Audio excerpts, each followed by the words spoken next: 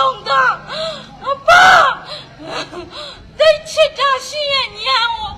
အပါအမတန်ကြီးကျယ်ခမ်းနားတဲ့ညံရင်ညံသွေးကိုချစ်မြတ်လို့လားအပါရှစ်ထားတဲ့တိုက်ကျုပ်ဘလို့နေရမလဲနေနိုင်နဲ့အပါမစားနေဆိုလည်းမစားဘူးအနားမှာထားအပါရှိတခုမဲ့ပြောကျုပ်ကိုအပါငါ့ကိုကားရမှာမောင်းထုတ်တယ်ငါ့ကိုပေးပြီးတောက်တာငတ်ထားတယ်အပါငါမသိချင်သေးဘူး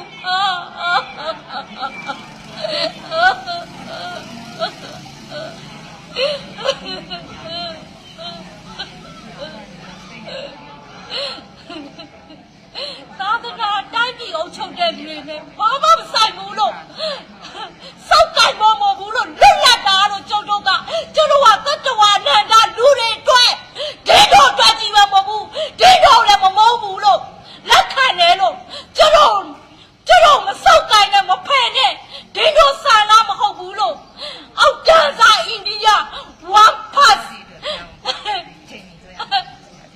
အဲ့အိန္ဒိယအောက်တန်းစားနိုင်ငံပြတ်သွားအောင်ပါလို့ဒီနိုင်ငံနဲ့အဲ့နိုင်ငံနဲ့အောက်တန်းစားနိုင်ငံပြတ်သွားအောင်ပါလို့ပါငါပြတ်သွားအောင်မယ်ဒီနိုင်ငံဘလောက်ချင်တယ်လို့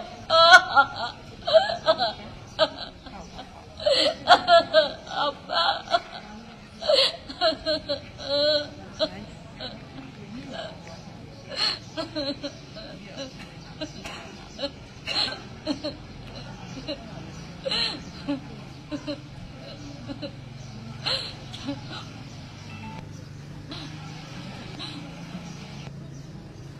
စီယာတို့တပည့်တော်လေးအခုမှလေး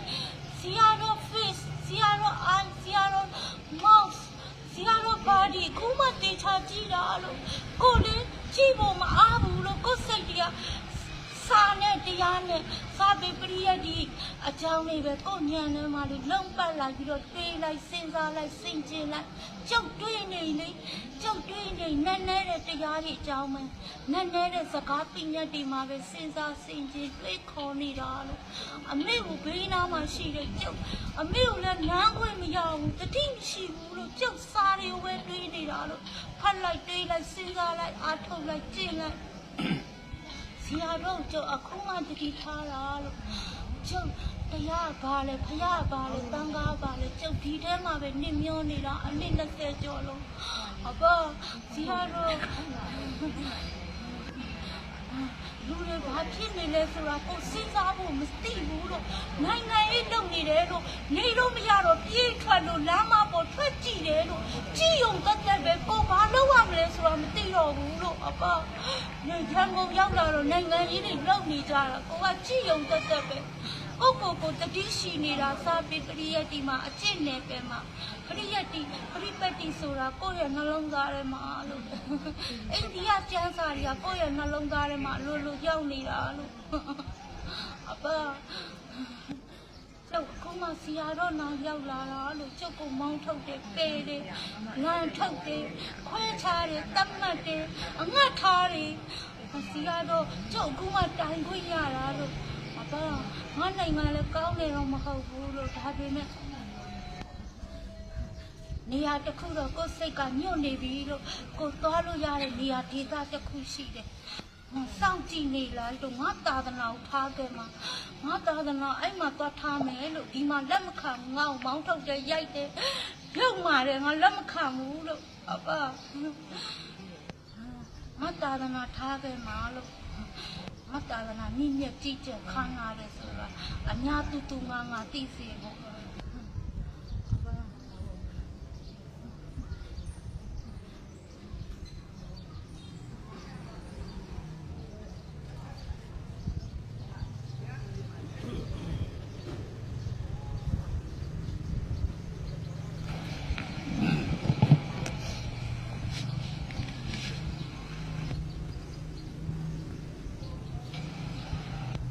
ရုပ်တရားလေးငတ်နေအောင်ရေးတယ်လေးတာချားတော်လိုက်တာလေတန်လေးရုပ်လေးနဲ့ခဏလေးတင့်နေလိုက်တော့မပြောနဲ့အဖေရှိပရိသတိမှားသွားပြီကျုပ်ဒီလိုကိုမုန်းတယ်လို့မပြောလို့ဒါမဲ့တခါအားနေလို့တယော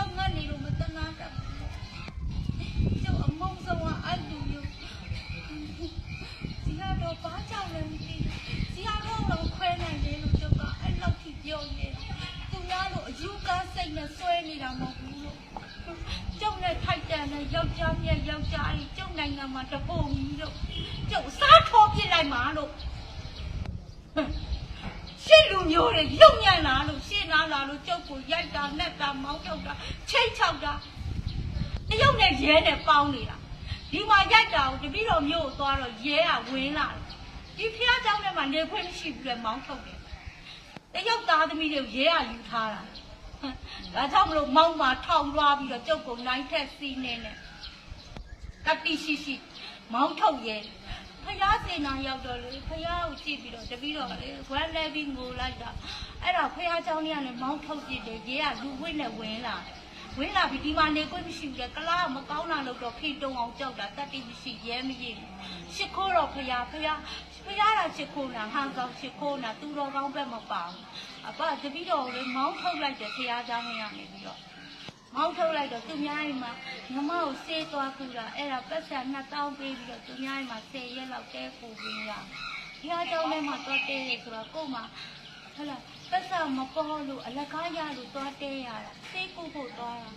သွားရင်လည်းဝမ်းနေပြီးငိုလိုက်တာချလိုက်လို့ဦးကျော်လေတရုတ်လေတပည့်တော်ခေါင်းလေသူ့လဝါးဆောင်နဲ့ဖြတ်ရိုက်ခြေထောက်တွေနဲ့ကံမျက်ခွက်တွေဆုပ်ဆရာတော်ပြောဆရာတော်ဝီကျဲလို့ပြောမှာ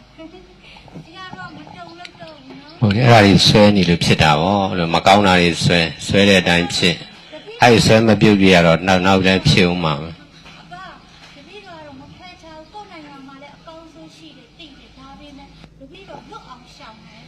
အကောင်းဆုံးဆိုတဲ့တမတ်ချက်နောက်ကိုတပည့်တော်ဟုတ်လားလွတ်အောင်နေမယ်ကောင်းတဲ့နေရာမှာလည်းမနေဆိုးတဲ့လူနဲ့လည်းပတ်သက်ကောင်းတဲ့လူနဲ့လည်းပတ်သက်လွတ်သွားတဲ့နေရာမှာပဲနေတော့မယ်ကိုအောင်တော့မယ်လို့မိယာတီယာတွေရှာမနေတော့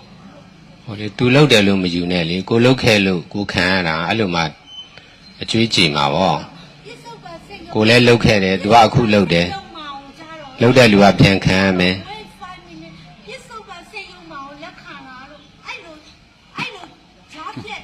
စိတ်သဘောထားတွေကိုလက်ခံလာလို့ကိုလှုပ်ခဲ့တာလည်းပါမယ်ကိုတော်ညာလည်းပြစ္ဆုတ်ကစိတ်ယုံမှာကိုဆရာတော်လက်ခံလာသူတို့လှုပ်ခဲ့တဲ့ပြစ္ဆုတ်ကစိတ်ယုံမှာဟောကန်စီမံတာကိုဖျားတော်တားမရဘူးလေကိုလှုပ်ခဲ့မှာတော့ကိုပြန်ခံရမှာဗောအဲ့ဒါမခံနိုင်တာပြဿနာလေဆရာတော်ရဲ့တာသနာပြုခရီးစဉ်မှာတပည့်တော်ကိုဘယ်သူမှလက်မခံနိုင်တဲ့ကိစ္စကိုဆရာတော်ထည့်သွင်းပြီးတော့စဉ်းစားဖို့မလိုဘူးလားလို့ဒါတော့မဟုတ်ဘူးဘယ်သူကလက်ခံဆရာတော်ကိုယ်တိုင်လှုပ်တော့လဲဘယ်သူကလက်ခံမှာလဲလက်မခံတဲ့လူကအများကြီးလေတခြားလူတိုင်းဒီတိုင်းပဲလက်ခံတဲ့လူကလက်ခံမှာဆရာတော်လက်ခံရင်ပြီးတာမှမဟုတ်လားဆရာတော်လက်ခံတယ်ဒီကျန်တဲ့လူတွေကအဓိကမကြောက်ဘူးဆရာတော်ရိတ်တာဆရာတော်အဓိကဆုံးဖြတ်ပိုင်ခွင့်ရှိတယ်ဆရာတော်လက်မခံရင်တော့ဘယ်လို့မှနေလို့မရအောင်အဲ့တော့တခြားလူကတော့သူ့အနေနဲ့သူကြိုက်ချင်ကြိုက်မယ်မကြိုက်ချင်မကြိုက်အဲ့ဒါတွေကအဓိကမကြောက်ဆရာတော်လှုပ်တော့လဲဒါလက်ခံတဲ့လူရှိတယ်လက်မခံတဲ့လူရှိတာပဲလေအဲ့လက်မခံတာနဲ့မလှုပ်တော့ဘူးဆိုရင်ဒါကို့အမားပေါ့ဆရာတော်ကောင်းတဲ့ဆိုပေမဲ့ဆရာတော်တပည့်တော်ဂရုစိုက်နိုင်တယ်အခုလိုမျိုးဆရာတော်တပည့်တော်ဘာဖြစ်နေလဲဆိုတဲ့ကိစ္စတွေကိုတပည့်တော်ဟဲ့လားတင်ပြခွင့်ဆရာတော်စီမှာကြားခဲ့ဘူးလားဟုတ်လေအခုလည်းတင်ပြနေရမယ်မလားဒီလိုပဲပြောနေရမယ်လေကြားခဲ့မှဆရာတော်ကလည်းတပည့်တော်ဆုံးရှုံးလို့ရမှာဘာဖြစ်နေလဲလူတယောက်ရဲ့အခြေအနေကိုပေါ်ပြနိုင်တဲ့စွမ်းအားကိုမှရှိရတယ်ပြောခွင့်ရှိတာလို့ဟုတ်တိတယ်ပြောဒီလူတိုင်းကဒီလိုခံရကိုတယောက်တည်းမဟုတ်ဘူးပြီးတော့ဆရာတော်တရားနဲ့ဆောက်ရှောက်တာကာယကံနဲ့မဟုတ်ဘူးကိစ္စလေးနားလည်မှုဆိုတာငြိမ်းချမ်းရေးဆိုတာဒီလိုနေရာမှာအများစုရှိနေရမှာအခုကလူကုန်လူသွားတော့မှตายရသေးတယ်ဒီမှာဘာဖြစ်နေတာလဲလို့ဒီမှာတိုက်ခိုက်နေတာနှောက်ယှက်နေတာဟာဒီမှာတစ်ကမ္ဘာလုံးတစ်နိုင်ငံလုံးတိုက်ခိုက်နေတာနှောက်ယှက်နေတာလေကွာလေ့လာကြည့်ပါဦးဒီနေရာပဲဖြစ်ရင်တော့ကိစ္စမရှိဘူးပေါ့အများမှာဖြစ်လို့ဒီမှာဖြစ်တာအများမှာဖြစ်တဲ့လောက်ရတွေကဒီကိုကူးဆက်လာတာလောက်ရကန်ပြောရင်ဆိုရင်လို့ကိုအရေးချင်းတူတဲ့လူတွေကိုရဲ့အရေးတွေးတွေကဖရားရဲ့အဆုံးအမလိုက်နာနေအရေးချင်းတူနေတဲ့လူတွေပုံဘူးလားလို့ဒီဝက်ကအရေးချင်းတူနေတဲ့သဘောကိုစောင့်နေတာမဟုတ်ဘူးလားသူ့ရဲ့စိတ်သဘောထားကိုယ့်ရဲ့စိတ်သဘောထားလေအလိုက်ထက်တူနေအောင်တစ်ထက်တည်းကြောက်ဖို့ဆိုလိုနေတာမဟုတ်ဘူးဖရားရဲ့အဆုံးအမတူလိုက်နာပုံလိုက်နာပြီးသွားနေပြီသူစိတ်နဲ့ကိုယ်စိတ်နဲ့တစ်ထက်တည်းကြောက်ဖို့ကိုကြိုးစားနေတာမဟုတ်ဘူးကိုရင်လိုက်နာလိုက်ပါလားကိုကမလိုက်နာလို့မလိုက်နာတဲ့လူချင်းတွေ့တာပေါ့ကိုလိုက်နာနေတော့ကိုယ်စိတ်နဲ့ကိုယ်အေးချမ်းအောင်နေတယ်လေကိုယ်နှောက်ယှက်နေတယ်ဆိုရင်သူစိတ်ကိုကဘယ်လိုပေးဆက်နိုင်လဲလို့အဲ့တော့ခံဒီဝါဒီဆိုတာလက်ကုန်ခံတော့နှောက်ယှက်တယ်ဆိုတာ အတိတ်ကကိုနောက်ရှက်ခဲ့တဲ့ကံလေအခုဒါကိုက အဲ့လိုမျိုးစိပန်နိုင်ပေါင်းလားလို့အဲ့ကံကိုပဲပုံချညမ်းတယ်ရောက်သွားပြီလေဆိုလိုချင်တာအခုလက်ရှိ ဒီလိုနားလေတာညံမော အခုလက်ရှိပြစ္ဆုတ်ပံမှာကိုညံကိုရဲ့လုံရက်နဲ့ကိုရဲ့အပြုကိုရဲ့စိတ်သဘောထားရတစ်ဖက်ကနားလည်နေတာပဲသူကမကောင်းတာလေကိုအမြဲတမ်းဒုက္ခပေးနေမယ်ဆိုကိုကလည်းအမြဲတမ်းပဲပေးဆက်နိုင်တယ်လို့ဒါကြောင့်ဖရားတော်မှာတတိတော်စာပေပရိယတိတွေနဲ့လာတာနောက်ဆုံးဒုက္ခတွေမခံနိုင်တဲ့လို့တော်ရက်ဖို့ဝင်သွားတယ်ဟာလားကျန်ကိုဆင်ရလုံကျပြုစုတယ်ဆိုတာတော့မှဒါတာရကတွေရှိတယ်ဖတ်ရှိသေးလားနောက်ဆုံးဖရားတော်မပေးဆက်နိုင်တော့လူတွေရဲ့ ဟုတ်တခါတလေပါအမြဲတမ်းမဟုတ်ပါဘူးအမြဲတမ်းထွက်ရှောင်သွားတာမဟုတ် ထိုင်လည်းဒုက္ခထိုင်လည်းဒုက္ခစားရင်လည်းဒုက္ခအိတ်နေလည်းဒုက္ခပေးဆက်နေတာလေဒါဆိုရင်လို့ကိုကရှောင်ဖို့ဆိုရင်ကိုအိမ်ရာကိုကိုကပြေးသွားတာဆရာတော့ပြောပြီးရလားဒီလိုလုပ်နိုင်တဲ့ဆွမ်းအားတွေဒီအဝတ်တွေနဲ့ဆိုကိုပါဖြစ်သွားတယ်ကိုဘက်ကဆရာတော့ ဒါအားလုံးဒီမှာဒီလိုပဲလောက်ရတာပဲလေကိုတယောက်တည်းတိုက်ခိုက်ခံရတာမဟုတ်ဖះတော်မှာတိုက်ခိုက်ခံရတာမဟုတ်လားဖះမဖြစ်ခင်အထိဖះဖြစ်ပြီးတော့လည်းတိုက်ခိုက်ခံရတာ ကိုစိတ်ထဲဟာဟုတ်လားကိုတိတဲ့အတိညာဟုတ်ပြောလာနိုင်ဖို့အခြေအနေတစ်ခုရှိမိတို့ကဒုက္ခတွင်းနေတယ်ဆိုကျုပ်ကလည်းဘာဖြစ်သွားတယ်သိလားဒီကတော့ပြောမပြနိုင်တဲ့အတိညာထူးပြီးမိတို့လက်စားချေတက်တဲ့ဘယ်လိုခေါ်မလဲလက်စားချေဖို့အတွက်မထိမှတ်တဲ့မကောင်းတဲ့စိတ်တွေပေါ့လူလည်းအမှန်ပါသူ့ဘာသူအော်တိုရလာလိမ့်မယ်နော်တတိတော့အော်တိုဝင်လာလိမ့်မယ်တတိတော့လုံးမှုတော့ဒီလိုကကျုပ်ရဲ့စိတ်သဘောထားတယ်တတိတော့ပြောလိုက်မယ်ဆရာတော်ဗျာတတိတော့အမိမတက်ဘာကောင်းတဲ့ဆိုတာအတက်မခံဘူးလို့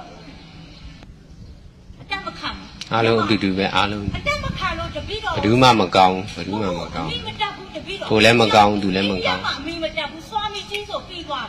တယ်တသားတယ်ပဲခေါင်းသားနေလို့လည်းနေလို့ရတယ်ဘယင်လို့လည်းနေလို့ရတယ်အမိတက်လိုက်တာနဲ့အမိပေါ်ရောက်သွားပြီးတုံးထခိုင်းဆောင်တဲ့ဘဝကိုလက်မခံဘူးလို့ဒီကတော့ဘဝအဲ့လိုဖြစ်နေလို့နေအောင်ညအောင်အားနေလားလို့ဟမ်ဒီရောတော့တစ္ဆာဆိုတာချမ်းသာပါပြီလို့ဆင်းရဲခံဖို့မလိုတော့ဘူးလို့အနတ္တဆိုတာသူ့ရဲ့ကိုယ်ပိုင်သူ့ရဲ့လွတ်လပ်မှုနဲ့သူ့သဘောလွတ်လပ်ကိုကနေတတ်သွားတာလို့ဒီစကားပညာမတက်နဲ့စာမတက်လည်းနေတတ်သွားပြီနောက်ဆက်ဖို့မလိုကိုစားပြီးတောက်ပြီးလို့အိမ်နေမှာချိန်နေမှာဆိုနောက်ဆက်နဲ့အလိမ့်ငါလည်းကြုံပါနေတာဟမ်ဘာလဲလို့ဒါတရားလားမတရားလားလို့သူတို့ခိုင်းစားဖို့လားလို့စင်းရဲတဲ့ဝှကျွဲတွေကိုထိုင်ရင်းနဲ့ရုပ်ပိုင်းရောစိတ်ပိုင်းရောပေးဆက်သွားပြီးထပ်ပြီးလေ့ကျင့်ဖို့မလိုဘူးလေ့ကျင့်နေဆိုတာဟုတ်လားကိုတွေ့အကျင့်မပါလို့ပရိယတ်ဒီပရိပတ်တိဆိုတာဟမ်နှစ်ခုလုံးကိုကတင်ငါဝတ်ပြီးတီလားရှင်ဝတ်ပြီးလဲလာဖို့မလိုဘူးလူဝတ်ကြောင်နဲ့ပါရမီအားကြီးလို့ပြည့်စုံသွားပြီလို့ဒီလိုပြောတာလို့ထင်နေတာလားဒီအပြစ်ပေါ်မှာတင်ပြီးခိုင်းစားအတော့ချဘယ်ခါဘူးလို့ရှင်းဘဝအားလာလွတ်လပ်လားလို့သူများတော့ချလာကိုဘဝရဲ့လွတ်လပ်မှုတွေကိုအတွက်ပါဆိုပါရှိတယ်လို့ဟမ်တက်ရှိတယ်ပြတ်တာလားလို့တိုင်းပြည်အောင်ချုပ်တဲ့ဘရင်တွေနေတော့ခိုင်းစားဖို့လားလို့လူတွေတွဲလို့လူတွေရဲ့ရုပ်မှာပတ်သက်တောက်ချစ်တဲ့သဘောစိတ်သဘောထားတွေကိုဖယ်ရှားဖို့ငါတို့ကဒီတရားတွေတိရောက်ပေါ်ထုတ်ဖို့ဒင်းတို့စိတ်တွေပြောင်းလဲဖို့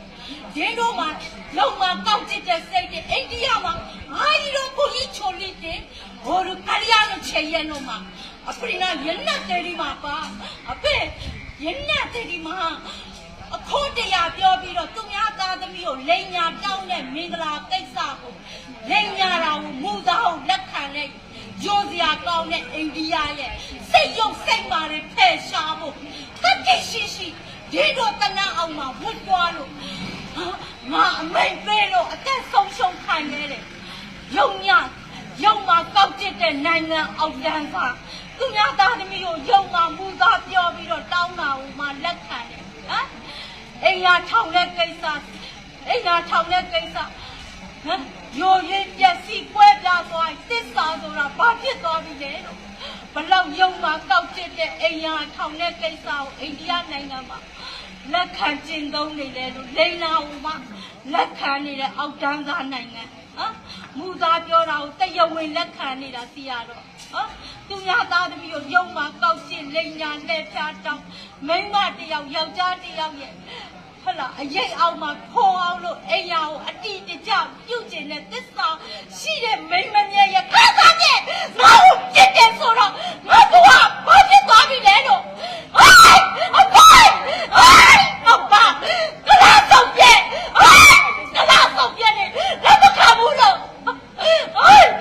ငါခန္ဓာကိုအတွေ့မဟိတာအတွေ့မအပြစ်မဟိတာအတွေ့စတာဘလောက်တာရှင်းစင်ကြဲလဲလို့ငါဘဝကိုရောက်မှရက်ဆက်လို့ပြစ်ထားလို့အမငါပြစ်တာတီလာသမားဒီပါရမီစေပါလို့တဝက်လောက်လိုက်တာကြလားလို့လူတွေကအမ အဲ့သူများအောင်မချင်တတ်တဲ့လူတွေဒါပဲဒေါသကြောင့်ကိုဒေါသနဲ့ကိုဒုက္ခရောက်ဒါမတရားမှုဆိုတာအများနဲ့ရှိတယ်ဘုရားလက်ထက်ကလည်းရှိတယ်ဘာမှလုံးမရဘူးလေ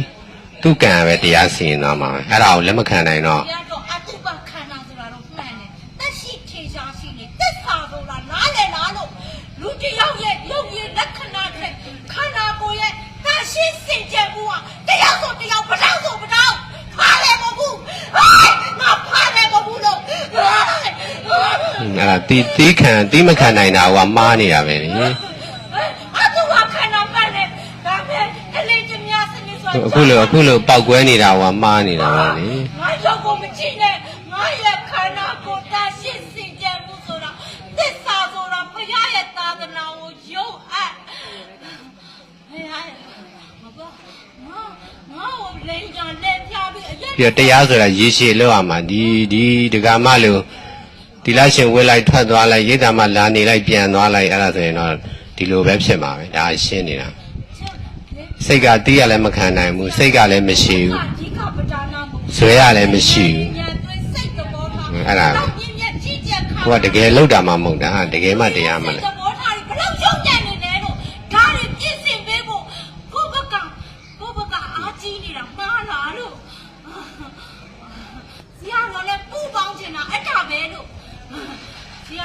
ရှင်းသွားတက်ကြည့်ချက်ခါလာလို့လူတွေယူးနေတာလို့ကြောက်ညာအောင်လက်ခံတာပေါ့အခုလိုပြင်မှာသပြောကြည့်ဖားချုပ်လိုက်ဆရာတို့ရဲ့ညံရင်ညံသွင်းဖို့ဒီကလာဆရာတို့ရဲ့အရှိန်ဟွာနောက်ကအလင်းရောင်လို့အဲ့ဒါကိုယူနေကြတာကျုပ်ကအဲ့ဒါကိုမယူဘူးအောက်တန်းသာလူပုံကအဲ့ဒါကိုယူတာလို့အဲ့ဒါကိုယူတာအောက်တန်းသာလူပုံမလားဘူးလို့ငါ့ကိုပို့လိုက်လို့ရဲတောက်ပြီးတော့အဲ့အောက်တန်းသာနိုင်ငံမှာဇီဝငါရဲ့ဇီဝချုပ်ရင်းပြလိုက်မယ်လို့အမကျုပ်လို့ချင်းကိုလည်းယူနေတာပဲလေကိုယူတာကိုတီးဖို့ပါရှင်းညံကိုယူတာမဟုတ်ဘူးရှင်းတဘောယူတာမဟုတ်ရှင်းညံကိုယူတာညံရင်ညံသွင်းထက်မြက်တဲ့အသိဉာဏ်လူတွေအဲ့ဒါကိုလက်ခံလာလို့စောဆိုတာနားလည်လားလို့လက်တွေ့လောက်လားလို့လက်တွေ့တုံးချလာလို့ဖင်နေပူလဲလို့ပလင်ပေါ်မှာမထိုင်နဲ့တော့လို့ကိုနားလေတာကိုကချစ်နိုင်လို့လားနားလေချစ်နိုင်ရမှာပေါ့ကိုလည်းတကယ်မှနားမလဲပဲတရားဟောဒီလားခွိုက်တာမဆရာတရားဟောမလားဘူးမကြွနဲ့ခေတို့သဘောမဟုတ်ဘူးလာဆရာတရားဟောကျုပ်ကတိတ်နေတာနေပြီတိတ်ဆုံးရှုံးနေပြီတိတ်အောင်ရောက်နေပြီခဏမခဏတို့တော့ပြီးသွားလိမ့်မယ်ခံစားချက်တွေပေါ်ထုတ်ဖို့ပြေးပြောကောင်းပြီအဲ့ဒါလက်ခံတယ်ပြောကောင်းပြီအဲ့စလိုပြောရင်ကြဲကြဲတိတ်နေမွေ့မွေ့ပြောအဲ့လိုပြောရင်နားထောင်မယ်ဟာဒီရောက်မှတော့ဘယ်တော့လောက်မင်းပဲနော်အာမပါနဲ့စကားပြောစိတ်လျှော့တတိကအဲ့လိုတတိပဲအဲ့ဒါဆိုကြောက်လေအနန္တကျေးဇူးရှင်မယ်ဟုတ်ပြီအာမပါနဲ့စိတ်လျှော့တတိကဘာကူကြောတယ်ပြောသူလက်ခံတယ်လျှော့တယ်ဥပမာစိတ်လျှော့ရနော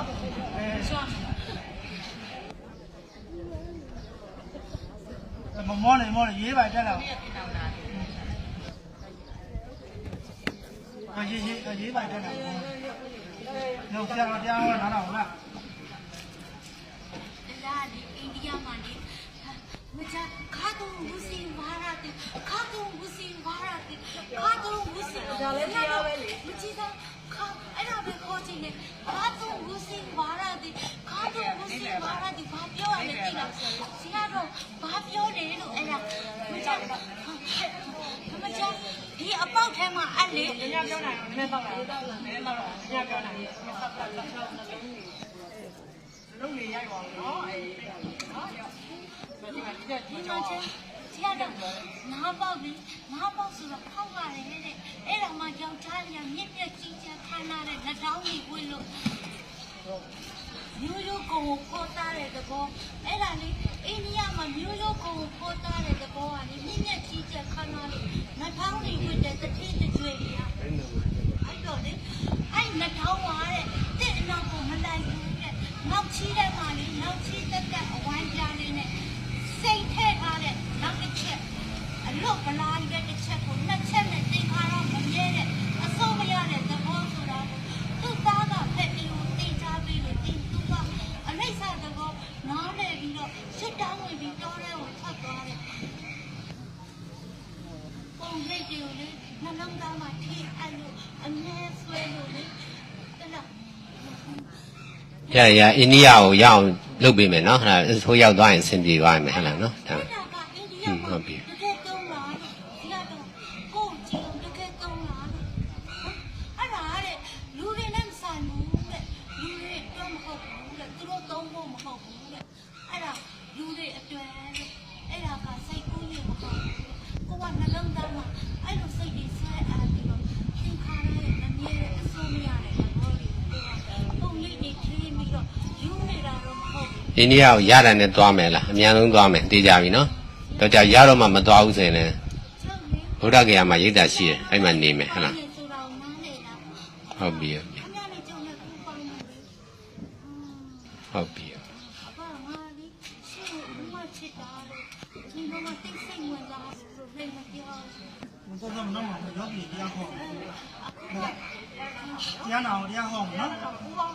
တရားထိုင်နော်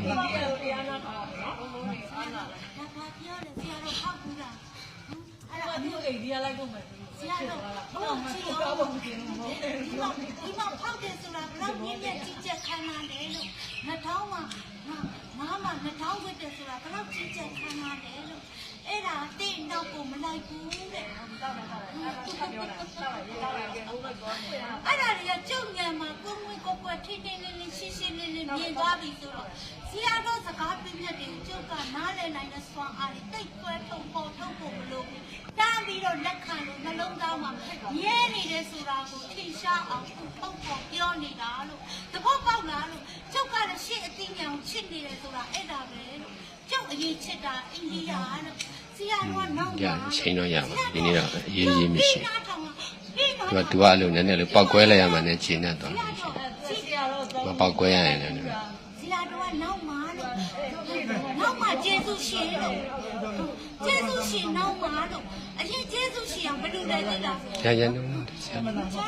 အဲ့ဒီကိုတော်ကဆရာတော်ကတိတ်မခွဲချာရရစုတို့ဆရာလေးတွေထိမိတယ်မွေးတယ်ဆရာလေးထိဆရာတရားဟောလားဟိုဘာပြန်တို့မဆရာလေးတွေထိမိတယ်ထုတ်တယ်လုံးနေမလုံးနေဆရာလေးတွေဝိုင်းထိမိတယ်လာဆရာလေးထိမိ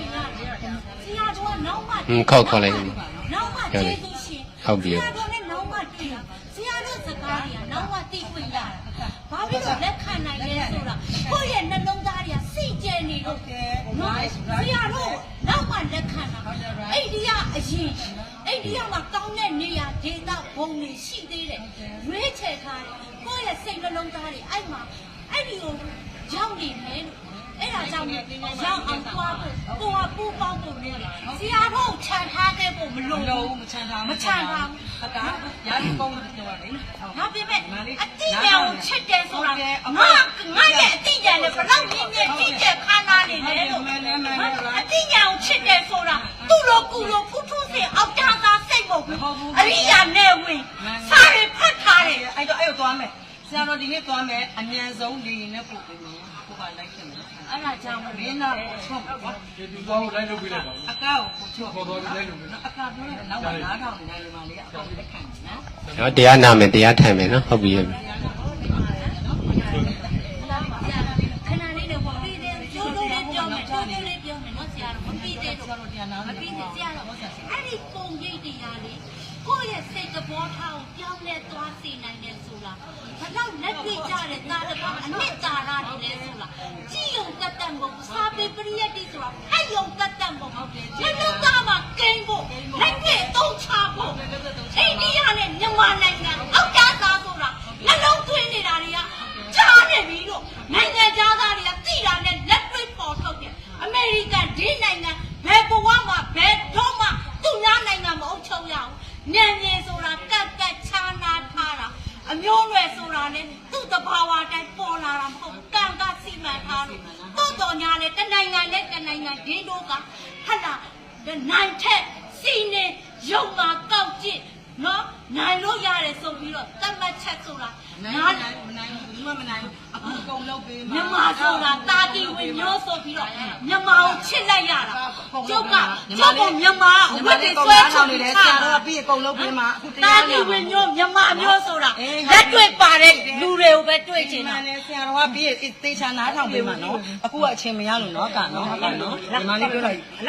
န်မာလေးပြောတာနားထောင်မြန်မာလေးအကာပြောတော့ကိုယ်လက်ခံတယ်နောက်မှနားထောင်နေတာနော်အလကားမြန်မာဆိုတာတာတီဝင်မျိုးဆိုတာပြောတဲ့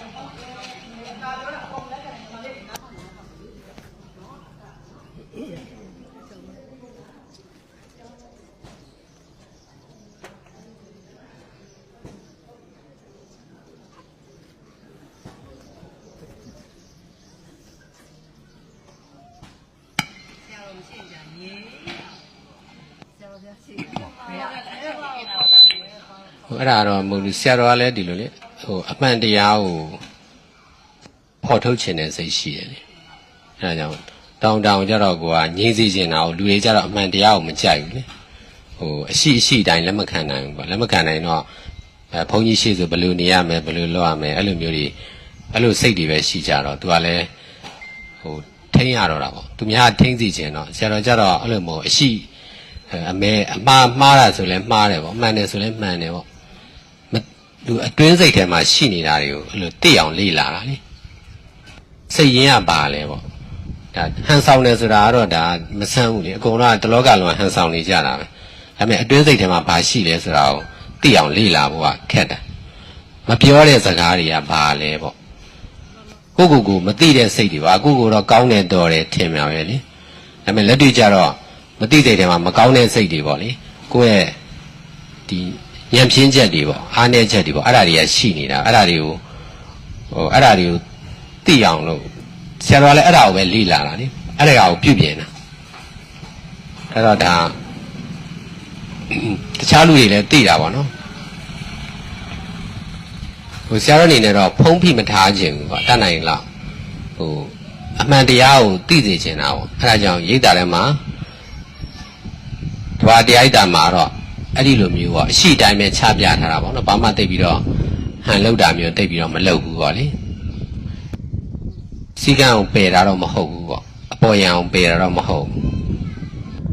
ဘယ်သူကဘာလဲဆိုတာဟိုကိုလည်းသိပေါ့နော်ကာယကံရှင်လည်းသိပေါ့အဓိကတော့ကိုယ့်အကြောင်းကိုသိအောင်လုပ်တာတရားပဲလေအဲ့လိုလုပ်ချင်အဖြစ်ဒါသူ့အကြောင်းကိုလည်းစကားနဲ့ပြောတာမဟုတ်ဘူးเนาะဒါလက်တွေ့လုပ်နေတဲ့ဥစ္စာတွေပေါ့သူစိတ်ကဘယ်လိုလဲဘယ်လောက်ကြံလဲဆိုတာဒါတွေကဘယ်လိုရိုင်းဆိုင်လဲဆိုတာတွေကတခြားလူလည်းသိတယ်နောက်ကာကံရှင်လည်းပြန်သိမယ်အဲ့ဒီအတိုင်းပဲဘယ်သူမဆိုလုပ်နိုင်တာဒီတက်တောင်ဆိုမယ်အဲ့လိုမျိုးဆရာတော်လက်တွေ့ကြုံရတာလေအပြင်လောကလူတွေအကြောင်းမပြောသေးဘူးဒါရိပ်သာထဲမှာတရားလုပ်တာတော့မှ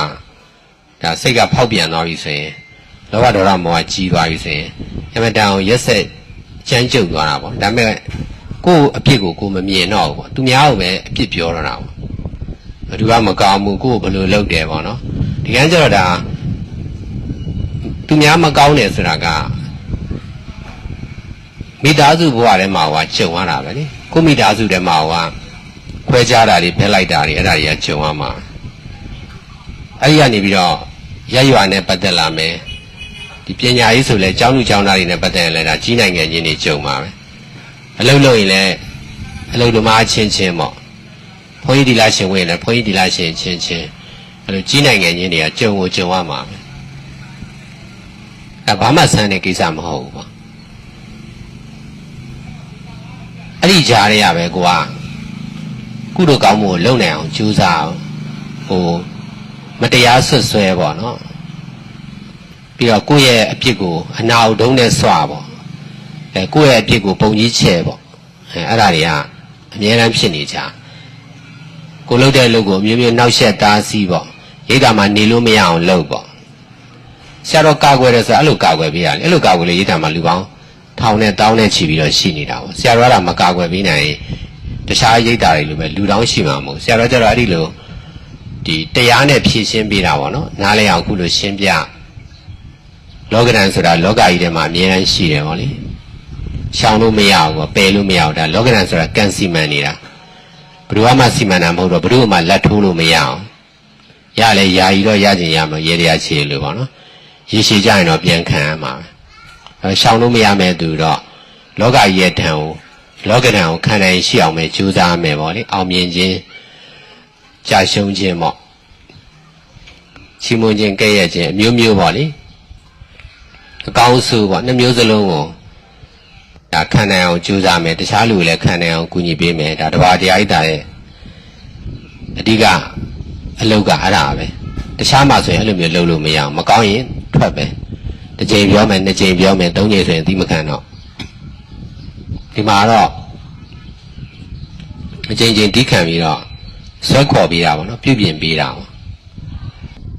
အဲ့တော့တခြားမှဆိုရင်ဘယ်လိုမှရေရှည်သွားနေလို့မရကိုကလည်းအမှားမမားပါနဲ့ဆိုလို့မရဘူးလေကိုမှလည်းအကုသိုလ်ကျွေးတွေကရှိနေတာဆိုတော့ဟိုရောက်ရင်ကိုအကုသိုလ်ကြောင့်ကိုခံရတာအောင်နားမလဲဘူးမခံနိုင်ဘူးဆိုရင်နောက်ဆုံးကြတော့ဒီပဲပြန်ရောက်လာဖို့ကများတာပဲဟောတရားကြီးတာပဲပြန်လာတာပဲပေါ့လေကိုယ့်ကိုမရက်တည်နိုင်တဲ့လူတွေပေါ့လေဒီကမှာတော့ဆရာတော်ကအဓိကကုညီပေးတာပေါ့ကျန်တဲ့လူတွေကဘယ်လောက်နောက်ဆက်လေဒါဆရာတော်ကအဓိကပဲဆရာတော်ကတီထောင်နိုင်တဲ့ဆွမ်းအားရှိတာနော်မဖြစ်တာကိုဖြစ်အောင်လုပ်နိုင်တယ်ဖြစ်ပြီးတော့မပြတ်အောင်ကာကွယ်နိုင်တယ်ယောဂီတွေကြတော့ကိုယ့်အကူလည်း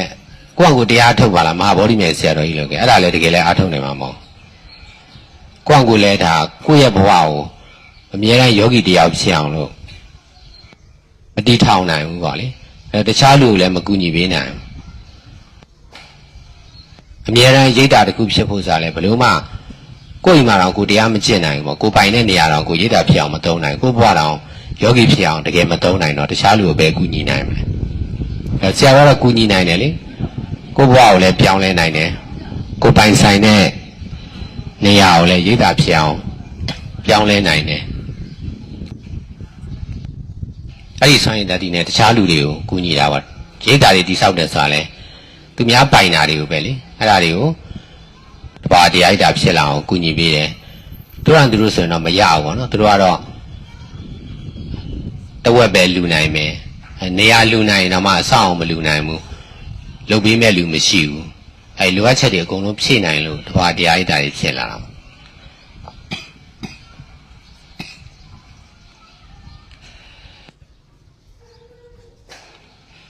အဲ့ဒီလိုလုပ်တဲ့နေရာမှာလည်း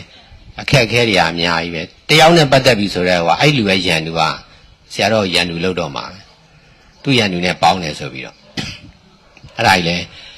အမျိုးမျိုးပေါ့လေဆွဆွဲတိုက်ခိုက်တာခံရတာပဲလူများရှိလေရန်သူများလေပဲဒါပေမဲ့ဆရာတော်ဘက်ကတော့ရန်သူလို့သဘောမထားပါဘူးဒါကကိုလည်းဒီလိုလုပ်ခဲ့လို့ကိုပြန်ခံရတယ်ဆိုပြီးတော့ဝေကျွေးလို့ပဲသဘောထားပြီးတော့အကျွေးဆက်တယ်ပေါ့နော်အဲ့တော့အကုသိုလ်တွေကရော့သွားတော့အတိတ်ကလုပ်ခဲ့တဲ့ကံတွေကပါအကျိုးပေးအောင်ပြစ္ဆုတ်ပံလုပ်တာတွေမကောက်အတိတ်ကံတွေကလည်းအကျိုးပေးအောင်လုပ်လို့ရတဲ့နေရာဝေကျွေးဆက်တဲ့နေပဲအဲ့ဒီဝေကျွေးကအတိတ်ကကုသိုလ်တွေကိုအကျိုးမပေးအောင်တားထားတာပေါ့တော်များတော့ခံရမယ်ဆိုရင်ရှောင်သွားပြီပေါ့နော်ဆက်မလုပ်တော့ဘူးအဲ့တော့အကျွေးမဆက်ဘူးအကျွေးမဆက်တော့ပြစ္ဆုတ်ပံမှာလည်းကုသိုလ်ကောင်းမှုဆက်လုပ်လို့မရဘူးအတိတ်ကလုပ်ခဲ့တဲ့ကုသိုလ်ကံတွေကိုလည်းအကျိုးပေးခွင့်မရဘူးဆိုတော့သူများအတွက်မပြောနဲ့ပေါ့လေကိုယ့်အကူတော်မှမရက်တည်နိုင်ဘူးပေါ့ကိုယ့်ကုသိုလ်နဲ့ကိုယ်တော်မရက်တည်နိုင်ဘူး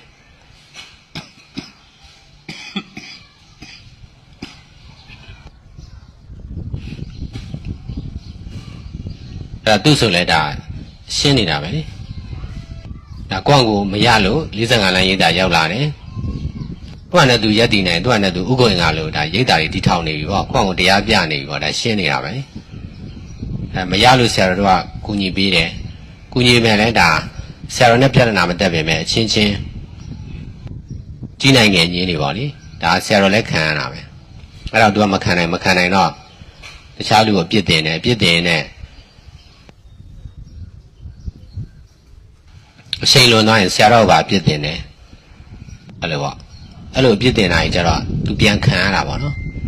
ဆရာတော်မှကျတော့ဒါယောဂီတွေနဲ့မတူဘူးလေအများကြီးကိုသူများနားမလဲတာတွေနားလဲတယ်သူများမလုပ်တာတွေလုပ်နိုင်တယ်သူများမစွန့်တာတွေစွန့်နိုင်တယ်အဲ့တော့ဆရာတော်လာပြီးပြစ်တင်ပြီဆိုရင်တော့ဒါသူ့အတွက်ကကြီးကြီးမားမားပြန်ပြီးတော့ခံရတော့ခံရပါများတော့မတင်ရတော့ဘူးဒါကိုလှုပ်လိုက်တိုင်းကိုပြန်ခံရတာပေါ့နော်ဟိုအညိုရောင်အမဲလို့ပြောတာတိတ်ပြီးတော့မဆန်းဘူးပေါ့လေအဖြူအမဲလို့ပြောတာမျိုးကြတော့ကိုယ့်ရဲ့အမှားအရန်တိတာသွားတာပေါ့အဲ့တော့ဆရာတော်ကိုတိုက်ခိုက်တယ်ပြစ်ပြောတယ်ဆိုတာကြောက်လေဒါဆရာတော်ရဲ့ကုလိုကောင်းမှုလုံနိုင်တဲ့ဆွမ်းကအရန်အားကြီးတာတက်တည်နဲ့ပါပြလို့ရတယ်ကိုကစကားပဲဆိုတော့ဒါတော့မှဟိုဒီလောက်ကြီးတောင်မှမှားယွင်းလွန်းတဲ့စကားတွေဆိုရင်တော့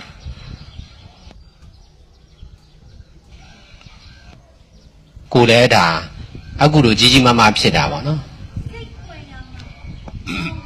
အဲ့ဒီမှာပျက်စီးရပျက်စီးကြအောင်ပေါ့ကျုပ်ကိုပြစ်ခိုင်းလိုက်ကြလို့လုံးရင်လုံးတလောက်အဲ့ဒီမှာပြန်ပြီးခံရအောင်ချခိုင်းတယ်တတိရှိကိုပြစ်ခိုင်းမပြန်ဘူး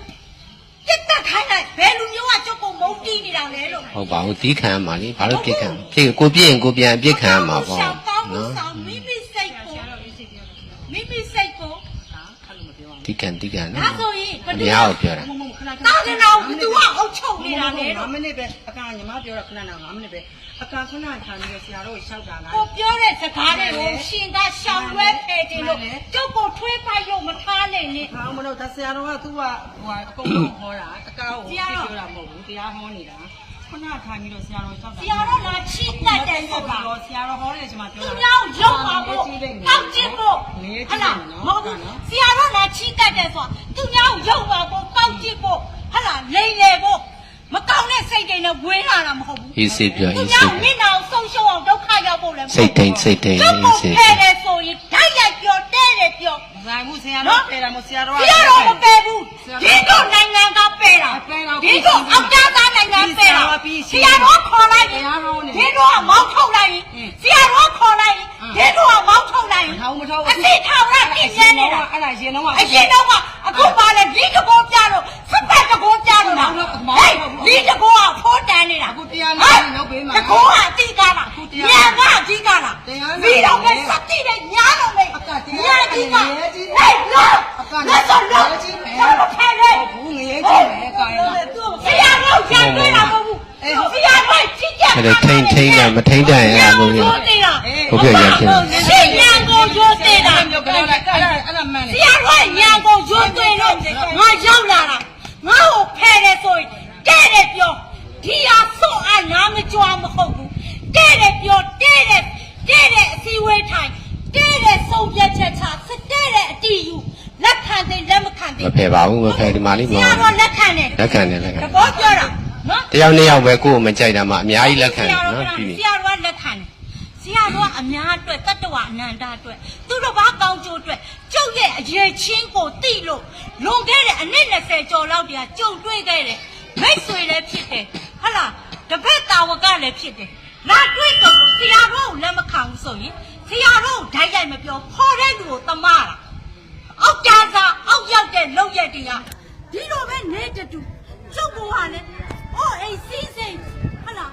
နော်မိသားစုဆိုတဲ့အခွက်စီးကိုစုံပြီးတော့ဆရာတော်လာချိကတ်တာတော်ညာနဲ့ပါလာရှိနေဓာတ်ရိုက်ပြောတပြီးတော့ပြင်မယ်ရှိဖေ။ဖြစ်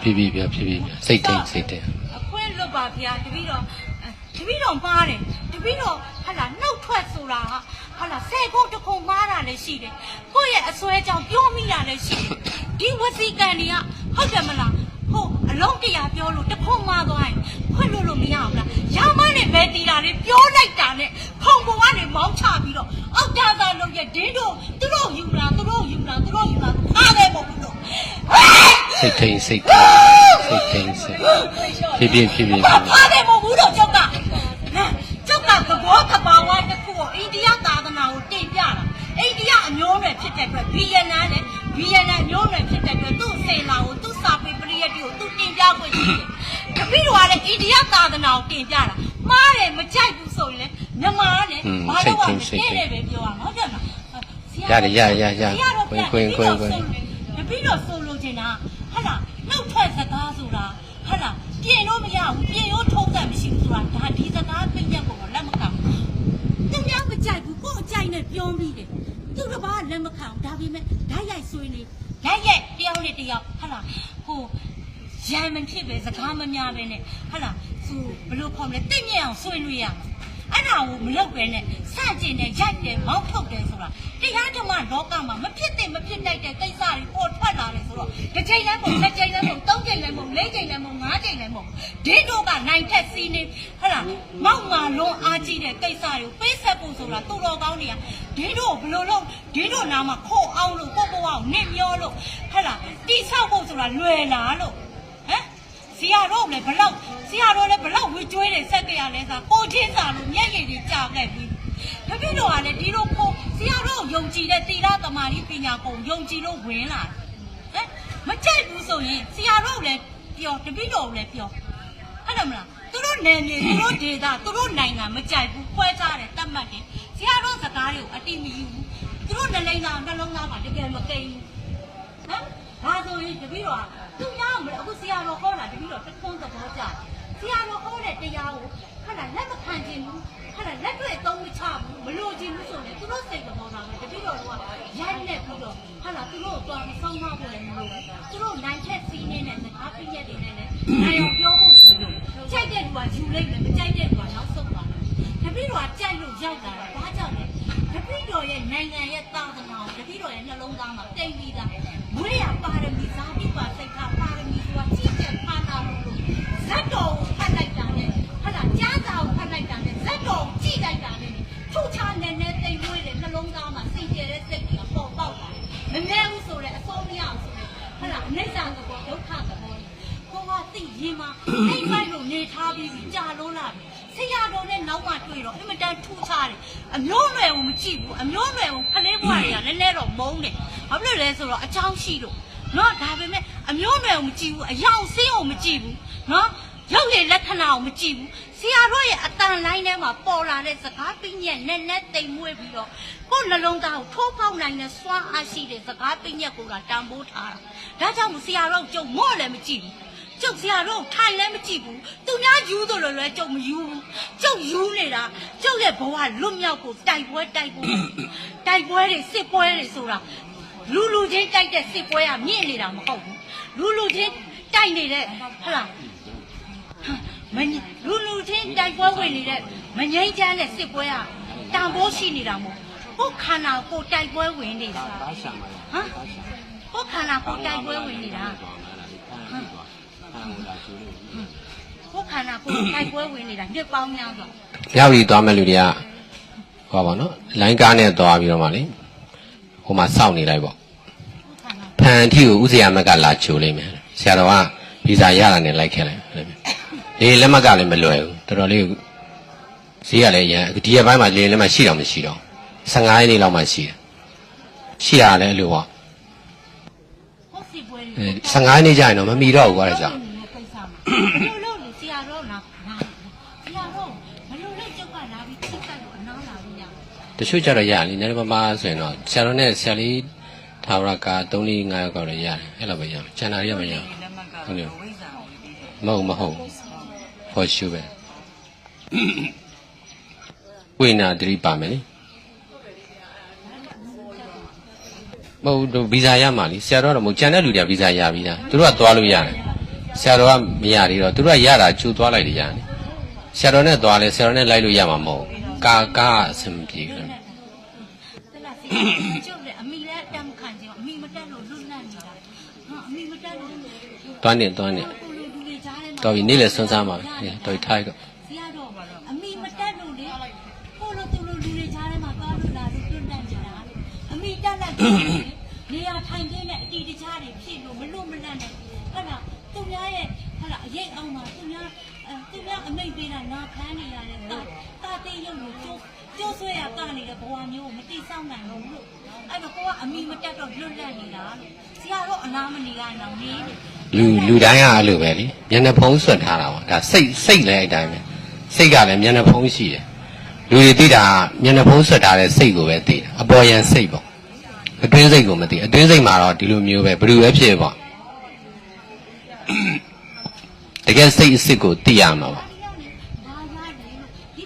တကယ်ဘဝအစ်စ်ကိုသိရမှာတကယ်ဘဝအစ်စ်ကတော့ဒါမသိမှုနဲ့ဆွဲလန်းမှုကဖန်ဆင်းထားတာပဲတကယ်မိဘအစ်စ်ပေါ့ဖန်ဆင်းရှင်အစ်စ်ပေါ့အဲ့ဒါကြောင့်ဖန်ဆင်းရှင်ကမကောင်းတဲ့အတွက်ဘယ်ဘဝမှာတော့မကောင်းဘူးအဲ့လိုမျိုးဖះဖန်ဆင်းထားတာမဟုတ်မသိမှုနဲ့ဆွဲလန်းမှုကဖန်ဆင်းထားတဲ့ဘဝတွေကြီးပဲအဲ့ဒါကြောင့်ဘယ်ဘဝမှာတကယ်မကောင်းဘူးပေါ့နော်အဲ့ဒါကိုနားလည်မှရမယ်အဲ့ဒါဘဝတိုင်းကိုလိလာကြည့်လိုက်ရင်ကောင်းတဲ့ထင်တာတွေကတကယ်ကြတော့ဒါအပေါ်ယံကောင်းတာပဲပေါ့နော်တကယ်အနှစ်တာမကောင်းစိတ်ရင်းကောင်းတယ်ဆိုတာလေဒါစိတ်မျက်နှာဖုံးဆွတ်ထားတာပဲတကယ်စိတ်ကမကောင်းအဲ့လိုမျိုးမသိမှုတွေဆွဲလန်းမှုတွေပါနေတဲ့အတွက်တကယ်စိတ်ကတော့ဘယ်စိတ်မှဘ ᱹ စိတ်မှမကောင်းအဲ့ဒါဖရာယဟန္တာဖြစ်သွားတော့မှစိတ်ကကောင်းသွားတော့တယ်မသိမှုတွေဆွဲလန်းမှုတွေကင်းသွားလို့အဲ့ဒါကြောင့်ဒါကဘာမှမဆန်းဘူးလေ तू မှမဟုတ်ဘယ်သူမဆိုဒီတိုင်းပဲစိတ်ဖောက်ပြန်သွားရင်သူ့လိုဖြစ်သွားမှာဒါမဖောက်သေးလို့လားပင်ကိုစိတ်ကတော့ဒီတိုင်းပဲဒါပင်ကိုစိတ်ကိုထုတ်ပြတာပဲလေတခြားလူတွေကြတော့ဒါလုံးဝအမှန်တရားကိုဖုံးကွယ်ထားတဲ့ပတ်ဝန်းကျင်မှာဆိုရင်အားလုံးကဒီလိုဖော်ပြလို့မရအောင်ဖော်ပြတာနဲ့အယူပဲဆိုပြီးတော့အယူထောင်ပို့လိုက်မိရအဓိကမဟုတ်ဘူးဘဝတစ်စိတ်ကအဓိကမဟုတ်ဒါနဲ့ကိုယ့်ရဲ့စိတ်သဘောထားလေးကိုအခြားသောသူတွေကိုတင်ပြခွင့်ရရင်ကိုယ့်အတွက်နည်းနည်းလမ်းဆန်းမယ်လို့ထင်တယ်အဲ့ဒါကိုဒီကလက်တွေ့ကြကြလေးလုပ်ချင်တယ်ပြောလိုက်တယ်အခုဆရာတော်ကဒါနမူနာတစ်ခုပေါ့ကိုယ့်ရဲ့ဆွေမျိုးပဲဖြစ်ဖြစ်ကိုတိုင်ပဲဖြစ်ဖြစ်ဒီလိုဖြစ်မှာပဲဒါဆရာတော်အဲ့လိုနားလဲတာအဲ့ဒါကြောင့်လဲသူ့ဘောမှာနားလဲပြီးတယ်ပေါ့နော်ကိုချင်းစားတယ်ပေါ့လေသူငါအနေနဲ့ကြည့်ရင်တော့မတူဘူးပေါ့ပရမတ်ရကြည့်မယ်တရားတော်ရကြည့်ရင်တော့ဒါအဝိဇ္ဇာနဲ့တဏှာကြောင့်ဖြစ်ရတဲ့ဘဝအစ်စ်ကဒါဖန်ဆင်းထားတာတွေကတော့ဒါဘုန်းကြီးဒီလားရှင်ယောဂီဒီလိုဖန်ဆောင်တာဟန်ဆောင်ရင်းနဲ့မှဒီမှန်တရားကိုတကယ်သိသွားရင်မသိမှုတွေဆွဲလန်းမှုတွေကင်းသွားတာပေါ့မသိသေးခင်မှာတော့ဒီလိုပဲကိုယ့်ရဲ့အမှန်တရားကကိုဘာလဲဆိုတာပေါ့အဲ့ဒါကြောင့်လဲကိုကျိုးရှာတယ်ဟန်ဆောင်နေတယ်ဆွဆွဲတာအဲ့ဒါမဆန်းဘူးလေဆရာတော်ဆွဆွဲခံရတယ်ဆိုတာလဲတလောကလုံးဟန်ဆောင်နေတာပဲလေအဲ့ခါကျတော့ကိုကဟန်မဆောင်ဘူးဆိုရင်တော့မှအတိတ်ကဟန်ဆောင်ခဲ့တာတွေအတွက်ဒါမှမဟုတ်လဲဖရာယဟန္တာတွေကိုဆွဆွဲခဲ့တာတွေအတွက်ပြန်ပြီးတော့ဝကြွေးဆန်ရတာအဲ့တော့မမှားဘူးပေါ့နော်လောက်ရတိုင်ရတော့ဒါအကြောင်းကင်းပြီးတော့ဖြစ်တဲ့အကျိုးတရားဆိုတာမရှိဘူးပေါ့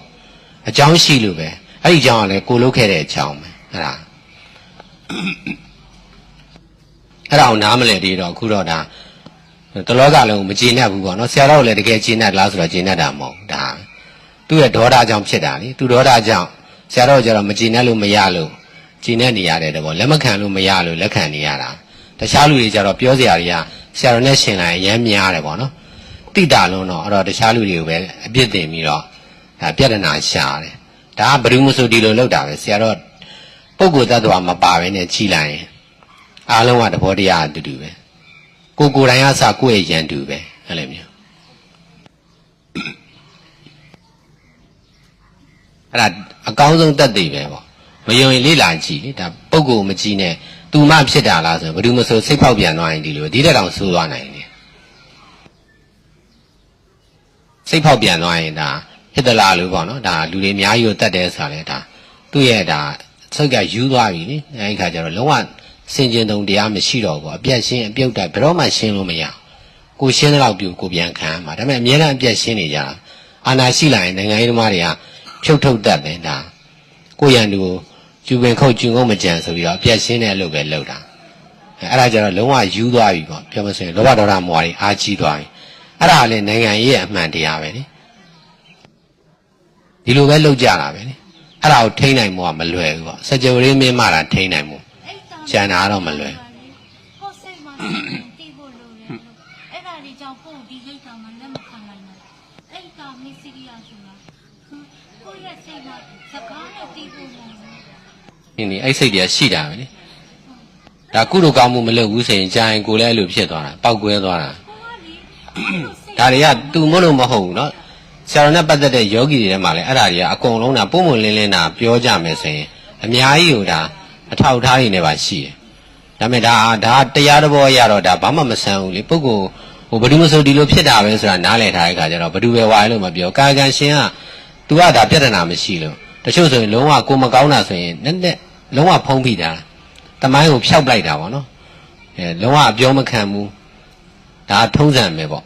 ဒါလည်းလောကကြီးရဲ့အမှန်တရားပဲဆိုတော့အဲ့ဒါကိုလည်းအပြစ်ပြောလို့တော့မရဘူးအပြစ်ပြောလိုက်ရင်ဒါတခြားလူကြတော့မပြောငါပဲလာပြောတယ်တခြားလူရဲ့အပြစ်ကိုတော့မပြောဘူးပေါ့နော်ငါပဲအပြစ်ပုံချတယ်ဆိုရင်ဘယ်ခံမလဲတရားတော်ရလဲဘယ်သူမှအပြစ်ကင်းတယ်မှာမဟုတ်ဘူးဟဲ့လေမျိုး ဆရာတော်ကလည်းယောက်ျားမိန်းမလည်းစိုက်တင်နေတာမဟုတ်ဘူးဟုတ်လားဖြူတယ်မဲတယ်တရုတ်ကလာအစ္စလာမ်ဟိန္ဒူလည်းစန့်ကျင်နေတာမဟုတ်ဘူးဒီလိုပြောလိုက်တဲ့ကကိုညံရင်ညံသွေးကထက်မြက်တော့လေကိုကជីជីနက်နက်ကိုလက်ခံလိုက်တာခွဲထုတ်ပြီးတော့ဟုတ်လားမတင်ကားတဲ့စိတ်မယုံကြည်တဲ့စိတ်နဲ့လည်းမစင်စားဘူးတွေးစရာလည်းမလိုဘူးကိုကအဲ့လိုနားလေလို့ဝင်ချလာတဲ့ခါမှာဟုတ်လားကိုကထူချနေပြီကိုကဖိုးတန်နေပြီဆိုကန်ထုတ်ဖို့မလိုဘူးသူ့ရဲ့ပါရမီတက်ခါသူ့ရဲ့ဉာဏ်ရည်ဉာဏ်သွေးသူ့ရဲ့ဟုတ်လားကိုကျင့်ကိုသိသူ့ရဲ့ဘဝသမိုင်းပဲပေါ့အဲ့ဒါကိုနားလေလက်ခံနိုင်တယ်ဆိုဘယ်သူကမောင်းထုတ်ဖို့လိုမလဲလို့အဲ့ဒါမောင်းထုတ်ချင်နေတယ်ဆိုတော့စိတ်ကဆရာတော်သိမှ ကိုလည်းမောင်းထုတ်ခဲ့လို့ပေါ့အဲ့ဒါကြောင့်ကိုကံစီရင်မာနာလို့ ဆရာတော်ပြစ္ဆုတ်ပန်စိတ်ရုံမောင်းလက်မခံနိုင်ဘူးလားလို့အတိတ်ကဝိကျွေးတွေအားကြီး ဟုတ်သူတို့လည်းမောင်းထုတ်တာကိုလည်းမှန်တယ်လို့မပြောဘူးလေမပြောလို့ဆရာတော်မမောင်းထုတ်ခံဘူးဒါပေမဲ့သူတို့ကလည်းမခံနိုင်တော့မောင်းထုတ်တာပေါ့တရားနဲ့မရှင်းတတ်လို့ပေါ့ သူ့မှာဖြစ်နေတဲ့အာဟုတုစိတ်ကစွမ်းအားတွေကကြီးနေလို့ကိုယ့်ရဲ့ဘဝကိုသူတို့ကမချေနဲ့မနစ်တက်တယ်ဆိုတာသူတို့အာဟုတုကအားကြီးနေတော့အယောင်ချင်းမတူခြေနေချင်းမတူလောက်ရည်ကိုင်းရင်ချင်းမတူတဲ့ခါကျတော့သူကလက်မခံနိုင်ဘူး ကိုယ့်ရဲ့အကုသိုလ်ကိုယ့်ရဲ့ကိလေသာကိုကိုမနိုင်လို့သူများကိလေသာကိုလည်းမနိုင်တာကိုယ်ကိလေသာဓာတ်ကိုမခံနိုင်လို့သူများရဲ့ကိလေသာဓာတ်ကိုလည်းမခံနိုင်အဲ့ဒါကိုယ့်ရဲ့အပြစ်ကကိုယ်မှလည်းဒီအပြစ်မှမကင်းပဲ ဒီခံနေဆိုတာလို့ပထမဗစကားစီးတော့လေကားသမားလေကားပေါ်တက်လာတော့ကားကပြီးတဲ့ကိုကဘာမှမပြောဘူးမပေးနိုင်တော့သူ့ကိုပဲလမ်းကြည့်လိုက်တယ်ကြည့်တော့သူကပတ်စံပါဘာမှမပြောပါစီးလေအဲ့တော့ကိုဆင်းပေးလိုက်တယ်နောက်တစ်ယောက်ကကြတော့တက်တယ်ဘာမှမပြောတော့ကိုစိတ်ကအေးချမ်းနေတယ်ကိုစိတ်ကိုလာပြီးတော့အယောင်လည်းမထင်ဘူးလက်ခနဲ့မြိုက်တဲ့စိတ်လည်းမဖြစ်ဘူးဟုတ်လားစိတ်မှလည်းဖြစ်ခနဲ့ဆိုတော့ဟုတ်လားစိတ်ဆိုးစိတ်မိုက်လည်းမဝင်ဘူးစိတ်ဆိုးတဲ့စိတ်လည်းမဖြစ်ဘူးသူကမကောင်းတော့ကိုယ်မှလည်းမကောင်းတဲ့စိတ်တွေဝင်မပူဘူးကိုကပထမကောင်ကမကောင်းတော့ကိုယ်စိတ်ကအရင်တော့မပူဖြစ်ခနဲ့ဆိုတဲ့စိတ်တော့ဆရာတော်ဘုရားရှိမှဒီမှာအလုံးလုံးတာစိတ်ရဲ့သဘောထားတုံခါတယ်ဆရာကစိတ်ရဲ့သဘောထားတုံခါတယ်လို့နားထောင်ကြောက်ကြည့်ဆရာမကျစိတ်ရဲ့သဘောထားတုံခါတယ်လို့ကိုကြည့်မှကိုအတိမတ်ပြုတယ်လို့သဘောသိရောက်တယ်အဲ့ကြောင့်နောက်လျှောက်ကြည့်ဖို့မဟုတ်ဘူးတစ်ချက်လှည့်ကြည့်ဟုတ်ကဲ့ဟိုဘက်နဲ့နေဆိုကိုအတိမတ်မပြုစိတ်ရဲ့သဘောကနှလုံးအိမ်မှာတုံခါတယ်လို့ဟာဒီလေကဒိုင်းဆိုတိုက်လိုက်ဟလားတိုက်ခိုက်တဲ့လေရဲ့အရှိန်ဟုန်ကြောင့်ကို့မှလည်းလာပြီးတော့ဟလာနည်းနည်းလေရဲ့အရှိန်ဟုန်ကြောင့်ကို့ရဲ့ရုပ်သဘောထားလည်းကြံ့တန်းဖောက်ပြန်သွားလေတိုက်မှုကလည်းလေတိုက်တဲ့အခြေအနေကလည်းသူ့ရဲ့တိုက်ခိုက်တဲ့နှုံလေးကပြည့်ဆိုကိုကလည်းအေးစစ်စစ်ငြိမ်ချမ်းစိတ်မှာတုံခါတယ်လို့အဲ့တုံခါတဲ့စိတ်ကိုလို့ဖြတ်ဆိုပြီးညာဝင်လိုက်ရင်တော့ရတယ်လို့မလွယ်ဘူးလို့ပြောတာမလွယ်ဘူးမကောင်းတဲ့စိတ်ကဟုတ်လားတစ်ခနဲ့ဆိုတာဒါတိပြီးတော့မကျင့်နိုင်ရင်လည်းအဲ့လိုပဲဖြစ်တာတိတော့တိတယ်တိတာတွေကတော့မှန်တယ်လေတကယ်မကျင့်နိုင်တော့လေအကျင့်မိုင်းကြောင့်သူ့ရဲ့လောဘဒေါသမောဟကို तू မနိုင်ဘူးလို့ဖြစ်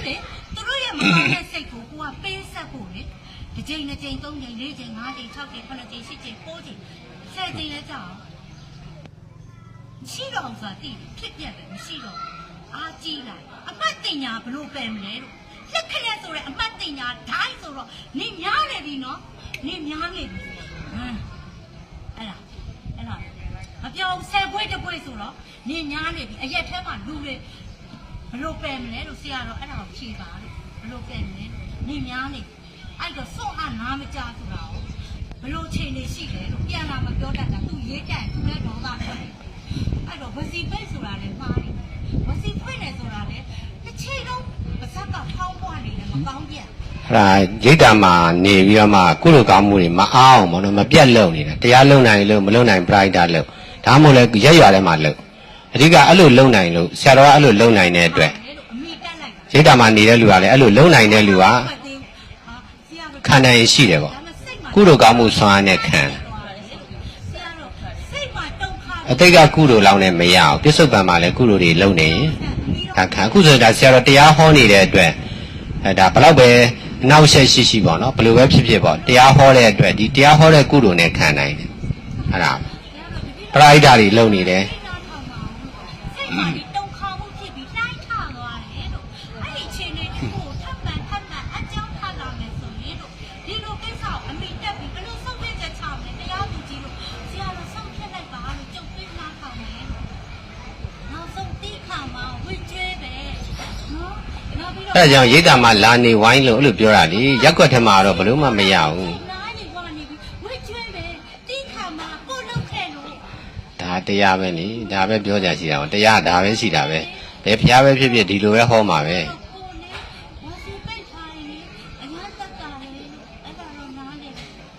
ခဏလောဆယ်ပိတ်လိုက်ရင်တက်တာပါပြီနော်ဟုတ်ပြီ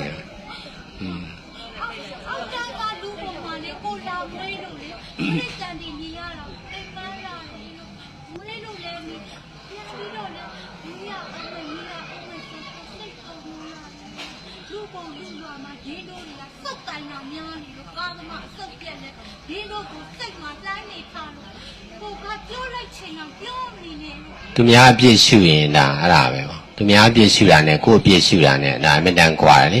လူတွေကတရားလုပ်ပြီးတော့သူများအပြည့်ပဲရှုနေတာဟောဒါ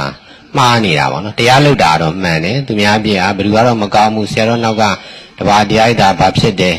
ဆရာတော်နောက်ကဒါဘုန်းကြီးတွေကဘယ်လိုဆရာလေးတွေကဘယ်လိုပေါ့အဲ့ဒါသူများအပြည့်ရှုတာကိုကဘယ်လောက်ကောင်းလို့လဲအဲ့ဒါဗျာ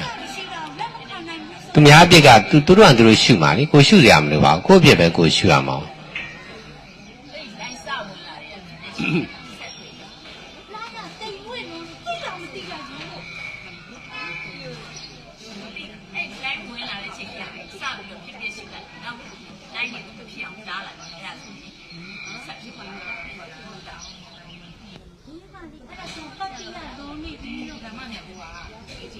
နိုင်ငံခြားသားတွေဦးလေးကဆောင်မလားထားဖို့လေဒီမှာအဲ့တော့ကနေသွားတယ်အခုကိစ္စကကြတော့မမလေးရဲ့အမျိုးသားတော့တရုတ်ကဒီမှာတနေရာမှာအတင်းပြပေါ့နော်ဝင်ပြပြန်ထွက်ဖို့အတင်းပြခိုင်းအဲ့ဒါတွေကပြောင်းတယ်ဒါလေးနည်းနည်းခဏလေးစောင့်ဟောဖြစ်ဖြစ်စီစဉ်မယ်တကြတရားဝဲပြီးတော့မှပြီးတယ်မှာပြောဖို့ကြံသွားပြီတဲ့လားဟိုကနေဘာသာစဉ်းစားလိုက်တယ်ဒီလားအဲ့တွေးစိတ်ဖြစ်တာမှားလားလို့သူ့စိတ်ကိုကပြင်ကျင်တဲ့စိတ်ကြောင့်ဖြစ်သွားတယ်ဘုရုဏဒေါသဆိုရင်ရောပြင်ခွင့်ရမှာပြင်လို့ရမှာအဲ့ဒါသူ့စိတ်ကလေဒီလိုပဲထပ်လာအဲ့စိတ်တွေကိုအတိမယူအောင်လေအဲ့စိတ်တွေအတိယူတော့မှနဲ့ဘာစိတ်မှမမြင်ဘူးဘာဝေဒနာမှမမြင်ဘူးပေါ့နော်ဘာတဘောမှမမြင်ဘူးနိဗ္ဗာန်လွှဲရင်ဘာမှမမြင်ဘူးအဲ့လိုမမြဲတာကိုပဲရှုရမှာကိုကဟိုကအတိပြီးတော့မှဒီဒေါမနတစိတ်တွေပြောနေတယ်အဲ့ဒါတွေကိုအတိယူတာပဲလေအဲ့ဒါကြီးဘာပဲဖြစ်ဖြစ်ပြတ်သွားတာပဲအတူတူပဲလေဘ누구ဖြစ်ဖြစ်သိမာကြီးပဲဘယ်တော့ပဲစัจ java လာအနန္တများအကုန်လုံးကပျက်စီးမှာပဲအပြတ်ရှုလိုက်ရင်အရှိမလို့တော့ရင်သိမ့်ပိုက်စရာမလိုဘူးပေါ့စိုးရိမ်စရာပြတ်သွားမှလည်းပူစရာမလိုဘူးပေါ့ပြက်လက်ခံနိုင်ပြီပေါ့ကဘာကြီးလည်းပြတ်မှာပဲပြစ္ဆုတ်ပန်တိုင်းမှာလည်းဒါသဘောလေးတွေအနေနဲ့လည်းပြက်နေတာပဲချိန်တန်တဲ့ခါကျရင်လည်းလုံးဝပျောက်ကွယ်ပျက်စီးသွားမှာပဲအဲ့လိုနားလည်ထားတာကအများကြီးသက်သာတာပေါ့လေဗျာအဲ့တော့မပြတ်ခင်လေးသုံးနေတာပေါ့လေမသေးခင်လေးကုလိုကောင်းမှုတွေလုပ်နေတာဒီလိုမျိုးပဲလုံးမှရ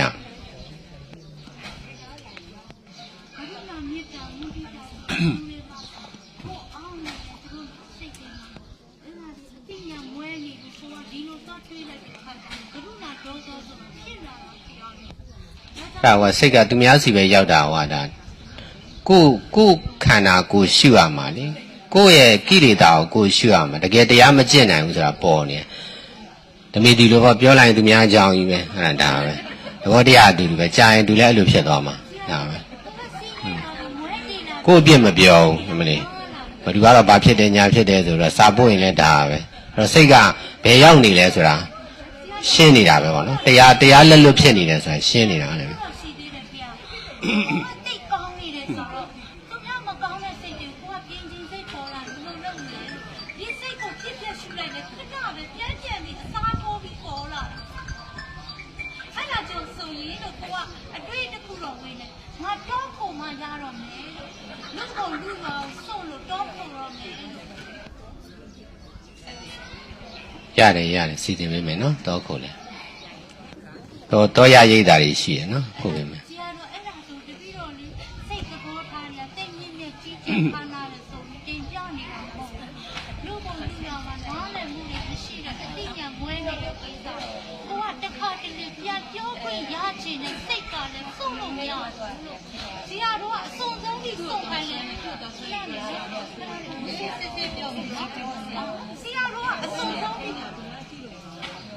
ကလေအစုံဆုံးပြီးပေါ့နော်ဆုံးဆရာရှိတယ်ဆုံးပြီးဆုံးဆိုတဲ့စကားပြည့်တဲ့ကိုနားမလည်လို့တော့မဟုတ်ဘူးလို့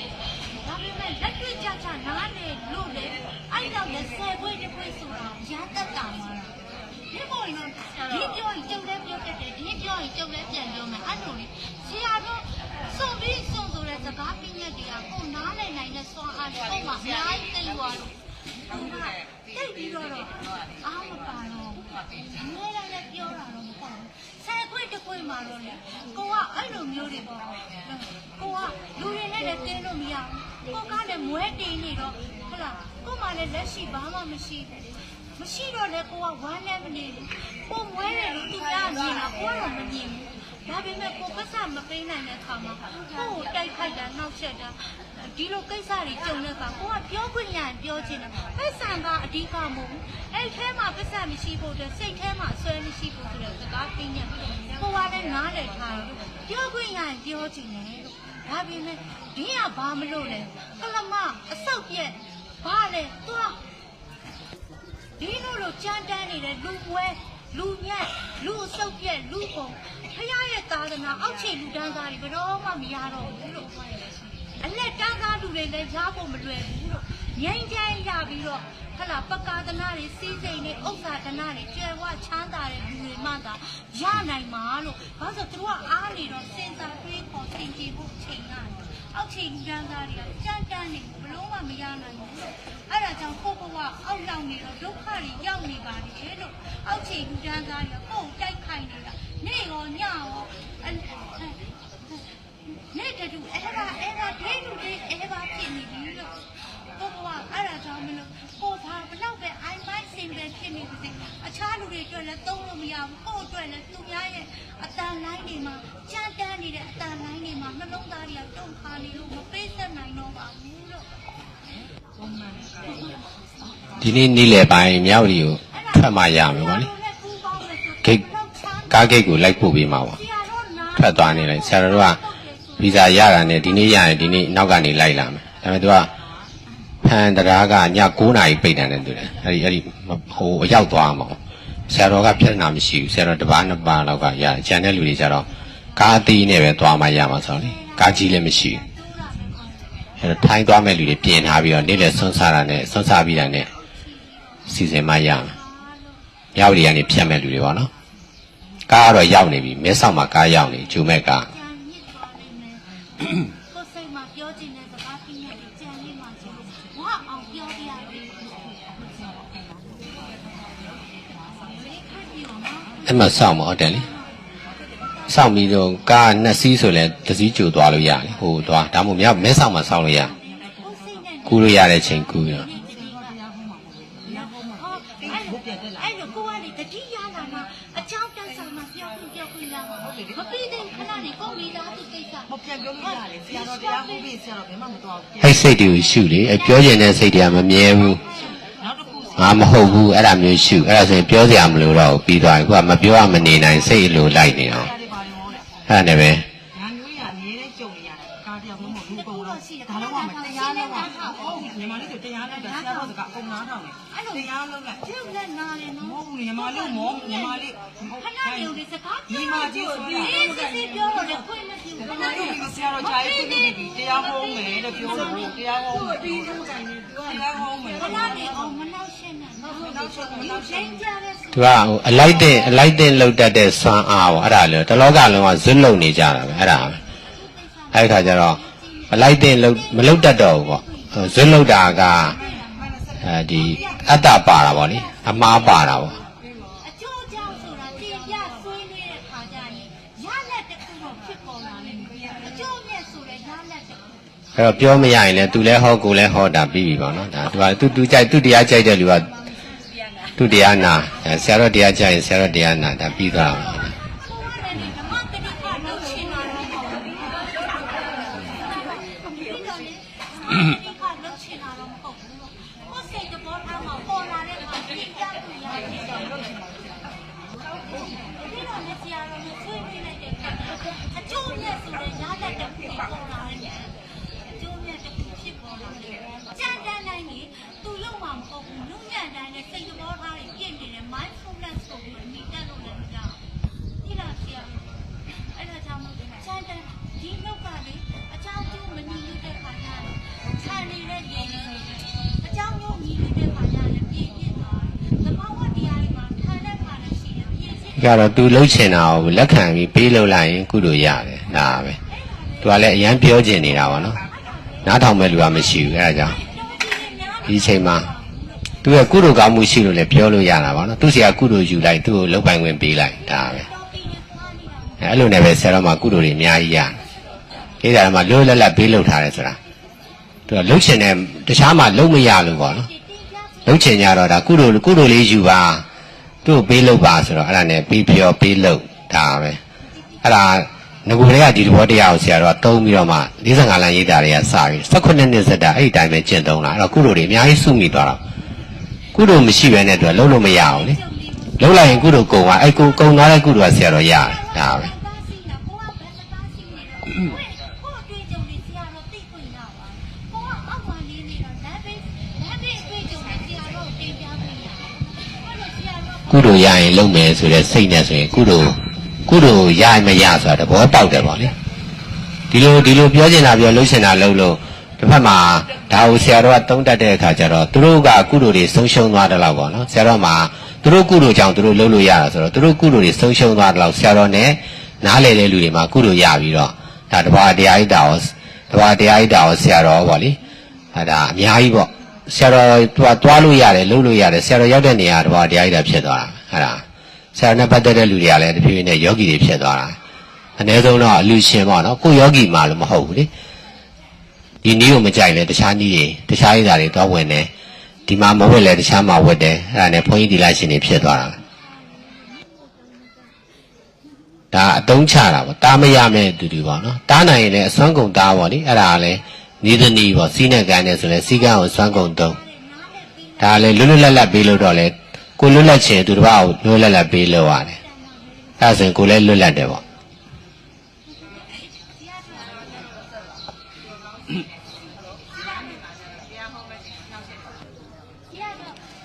အမဒါကတော့အမြင်တရားလောက်တာဟောလေယောဂီဆိုတာကအမြင်ပြောင်းရတာပဲလေ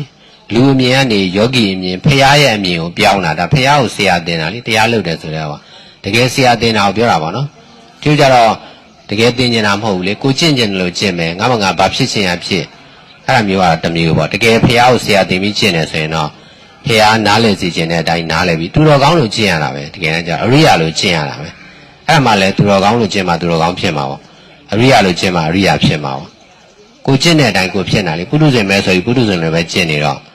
အရိယာဖြစ်မှအရိယာကျင့်မယ်သူတော်ကောင်းဖြစ်မှသူတော်ကောင်းကျင့်မယ်ဆိုတာမျိုးကြတော့ပုထုဇဉ်လိုပဲကျင့်ပြီးတော့အရိယာသူတော်ကောင်းဖြစ်သွားစရာအကြောင်းမရှိဘူးကြတယ်ဗျာ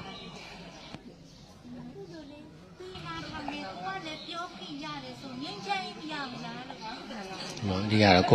ကိုငိမ့်ချမ်းသွားတာတော့သိကြတယ်မဟုတ်ဘူးလားငိမ့်ချမ်း အဲ့တော့ကိုစန့်ကြည့်လိုက်တဲ့ဆိုရင် ဒီကွာစိတ်ကမငိမ့်ချမ်းဘူးနော် စန့်ကြည့်လိုက်တဲ့ဆိုဒီကဟုတ်လားဘာလို့ဖြစ်သွားလဲကြမ်းကြမ်းသွားမယ်ရှုပ်ထွေးသွားမယ်ဖလိုင်းနေထားသွားမယ်ကြည့်လို့ကောင်းလားလို့အဲ့လိုပေးနာထောင်နေပြောခွင့်ရတဲ့လူကလည်းပြောရတယ်ဆိုဘလောက်ငြိမ်းချမ်းရနေတယ်နားလည်းမှုဆိုတာဖြစ်တာလို့ပြောဟုတ်အတီးယူ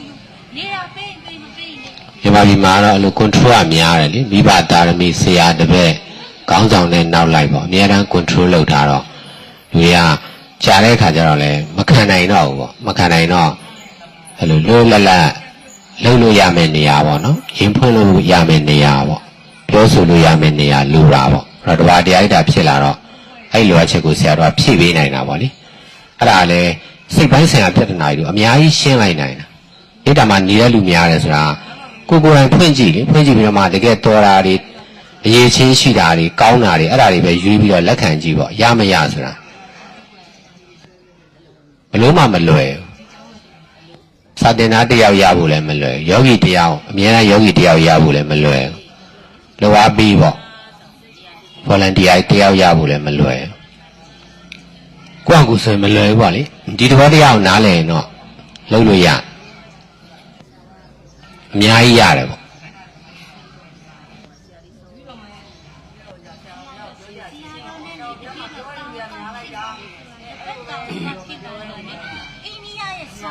အဲ့ဒါလဲစုပ်ကင်တာပဲလေမဆိုင်ပါဘူးများတာတော့များမှာပဲများတာပဲကိုကလည်းပြောတင်တာပြောရမှာဆရာတော်မအားဘူးဆိုတာနဲ့မအားတာကိုစုပ်ကင်လို့မရအားတာဘယ်တော့မှမအားကိုယ့်ကိုအားရထင်တာထင်ပဲဒါမအားတဲ့ကြားတွေကပဲဆရာတော်ကလှုပ်ရှားရှိတာတခုပြီးလုံနေတာမအားတဲ့ကြားတွေကတရားဟောနေတာဟိုပရိဒါလုတ်ကလည်းမအားဘူးတရားလည်းဟောမယ်ဆိုရင်မအားဘူးဟောစရာတွေကအများကြီးမေးခွန်းတွေကအများကြီးဘယ်တော့မှမပြီးတဲ့ကိစ္စဘူးအဲမအားတာကိုသုံးတတ်ဖို့ပေါ့ကိုကမသုံးတတ်တော့ဆရာတော်မအားဘူးဆိုပြီးတော့မပြောတာကြတော့လေဒါမှားတယ်ပေါ့နော်အတိပေးစရာရှိရရှောက်စရာရှိရတော့ရှောက်အောင်ပါပဲ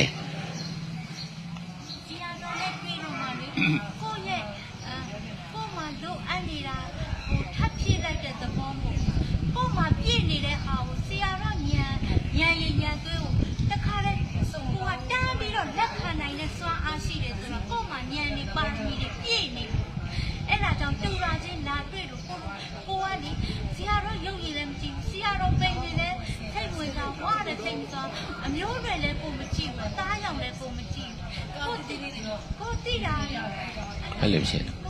ခါသေးပဲရှိရင်အချိန်မှမရှိ ပြည့်နေတဲ့အတိညာနေရဆရာတော်နဲ့တူးနေလို့ကိုကလာရောက်ပြီးတော့ဒီမှာဖူးပေါင်းတာလို့ဖူးပေါင်းတဲ့ခါကျတော့ကိုပန်တိုင်မှုတွေလည်းစုံလိုက်ကိုကောင်းပဲဆိုပြီးတော့ကိုကဝင်ချတာအဲ့ဒါဘာတွေဖြစ်သွားလဲလို့ဘယုံတုံးကားဖြစ်နေတာလို့ကိုဒီနေ့ထိအဲ့ဒါကိုတင်ပြနေတာ ပြေးပါလေကြည့်တက်ကြည့်လိုက်တယ်ရကောင်းပါ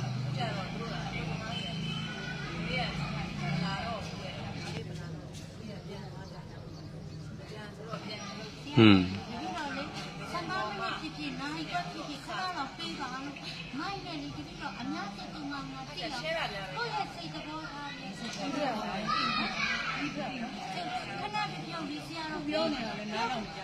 ဆရာတော်တပါးနဲ့တိဖို့မဟုတ်ဒီလူတွေလည်းဒီဝိတ္တိခြုံသွားလို့ကိုယ့်ရဲ့စိတ်သဘောထားကိုပြောင်းလဲပြီးဖို့ချိန်တန်ပါပြီလို့ရုပ်ကထိုင်ပြီးကြည့်နေကြားနေအောင်ပါလို့ရှင်တို့အချိန်ပေးနိုင်မှာမဟုတ်ဘူးလို့အဲ့ဒီဝရိယတွေဆိုတာလည်းရှင်တို့ကလွယ်ဘူး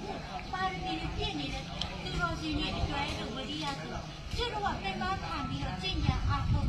တင်တော့ကိုအစက်တစ်ခုဖတ်ပြီးသိကျွေးနေတာရအောင်ပြုလိုက်ပါအချိန်လေးကောင်းဆုံးပြီးဘုရားပေါ်ဖို့အတိနာခံပြီးကြိုးစားပြီးတရားနဲ့ဒီစားပြီးပြည့်နေမှာခေချာရှိတယ်အဓိကချက်ကြတဲ့ကိစ္စတွေကိုနှလုံးသားမှာမသိဘူးဆိုတော့ဒီစိတ်ဓာတ်ကြီးအတိုးပြတ်ဖို့ဆိုတာနေတာကတော့ဆက်တိုက်ပြည့်စည်ဟုတ်လားနောက်ဆုံးစိတ်သုံးလို့ပွဲပြောက်သွားတယ်လေဒီကျုပ်ကစိုးရိမ်တရားပုဒ်စကားတော့ဟောပြရသည်ကြမ်းတမ်းတဲ့ရုံမှာအစီကြလို့လဲ ဟိုပါလက်တွေ့ကျင့်နိုင်တဲ့ကျင့်နိုင်မှုလဲလူတယ်လေဒကာမကွာ